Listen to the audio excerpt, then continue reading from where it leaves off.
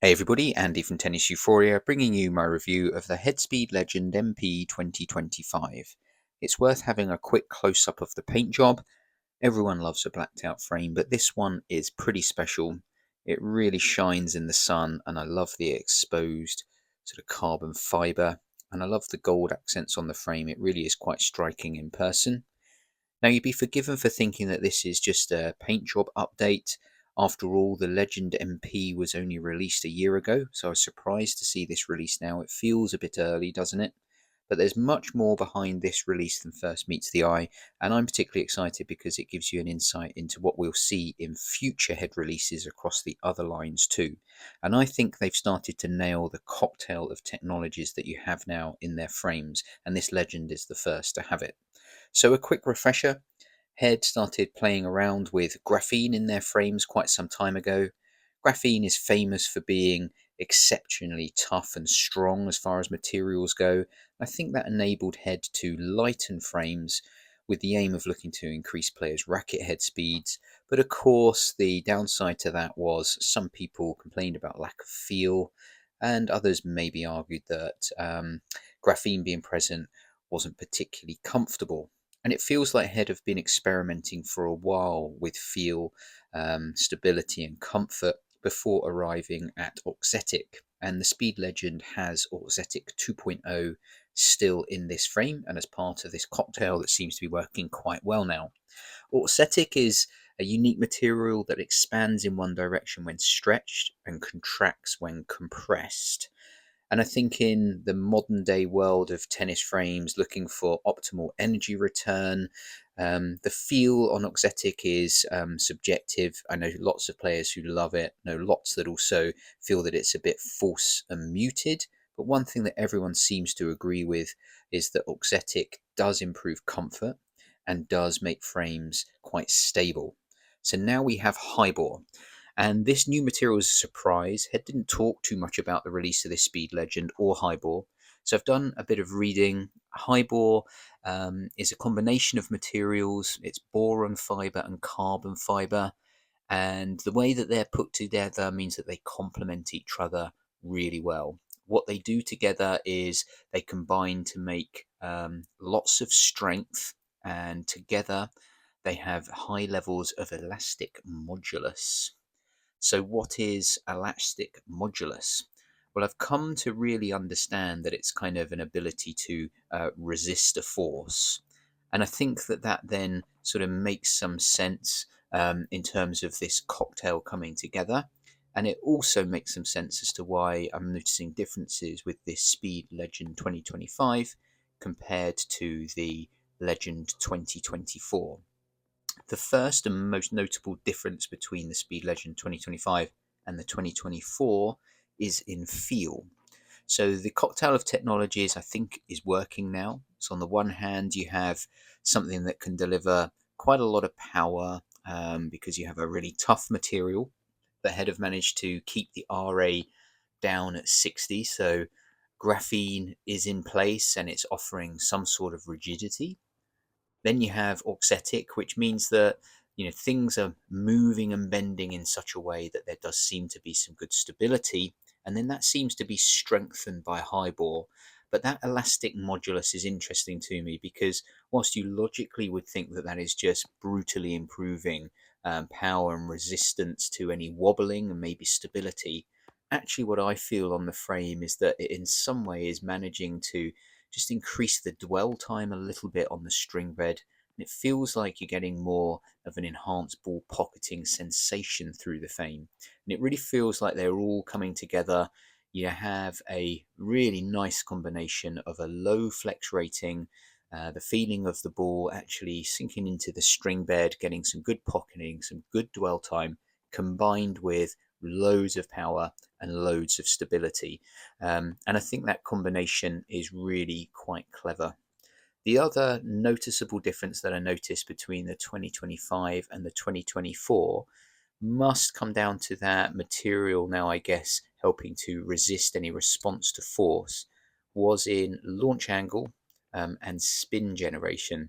And initially, I didn't notice it too much, but after a lot of hits, I did notice that the launch angles was quite significantly different, and you'll probably notice on some clips that on my forehand side in particular, when I'm hitting with the 2025, I'm getting more launch, more cut down as well, and more spin from the 2025. And as I say, I'm no engineer, but I'm only guessing that that high ball material and its resistance to movement under impact must mean that it's just, returning that force perhaps more effectively, launching that ball up further, higher, cutting it down quicker.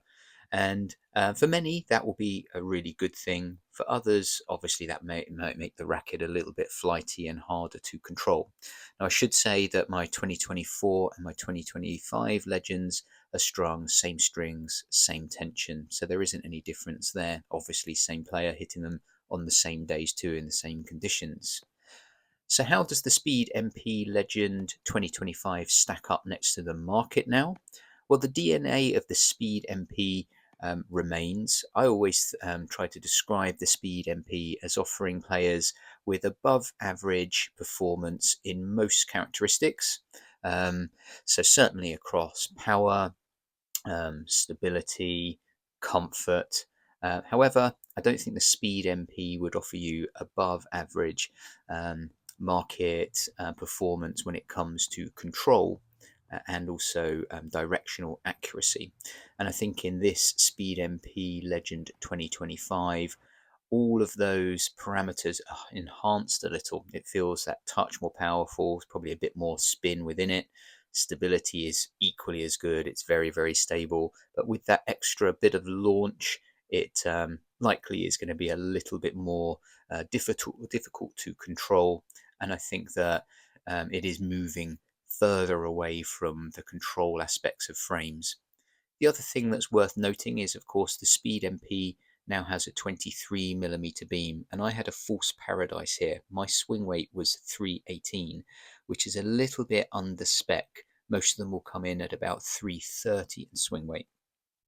Now, this is something that was present with my 2024 Legend 2, just by utter luck and coincidence. That was a 318 swing weight too. So really helpful for this video in comparing the 2024 and the 2025. But I always felt that my Speed Legend 2024, next to the previous Speed MP, was better because it had a lower swing weight. There are others that we have here that we use for demoing racket matching. The regular speed is at the expected 3 to 8 swing weight. And whenever we've had it in the hands of intermediate to advanced players, they have found it a little bit tough to swing.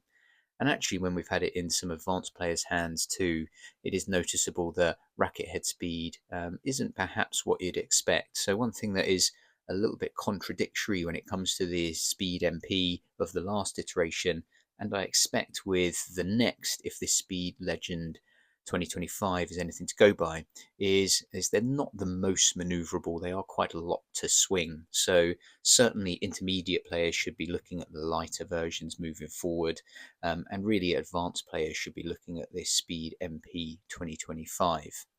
I actually think there is room for Head to look at a slightly thinner beam on this Legend 2025. It's so stable. It really is quite powerful combination of all of those technologies, I suppose, are delivering that you feel that they could get away with speeding this up a little bit without losing power, stability, and comfort. And I personally would love to see this in a 22 or 22.5mm beam, or maybe a tapered off beam at the top, or even just a subtle sort of playing around with swing weight to make it a little bit more headlight and bring that swing weight down a little. I think would be a really positive thing on this Speed MP. And I think it is a bit of a shame that this really is likely going to be accessible to advanced players. I'll obviously bring you my thoughts on the differences and the pro when I get to review that over the next couple of weeks. Who is this suited to? Well, if this is anything to go by, I think the Speed MP of the future is going to be more suited towards your aggressive baseline hitters who like to hit with a lot of spin and hit aggressively from the back of the court. It is obviously good at everything, so it can be used for all court players, but certainly another thing about this is it seems to be taking the speed in that line. So really, you've got to get out and hit this if you want to see what Head are moving to in the future. And this is such an excellent update. It feels like the cocktail of technology is really working. Thanks for watching the video to the end. Really appreciate any likes, and if you subscribe to the channel, that's going to really help you because I've got loads and loads of good videos coming out soon. Thanks for watching. See you in the next one.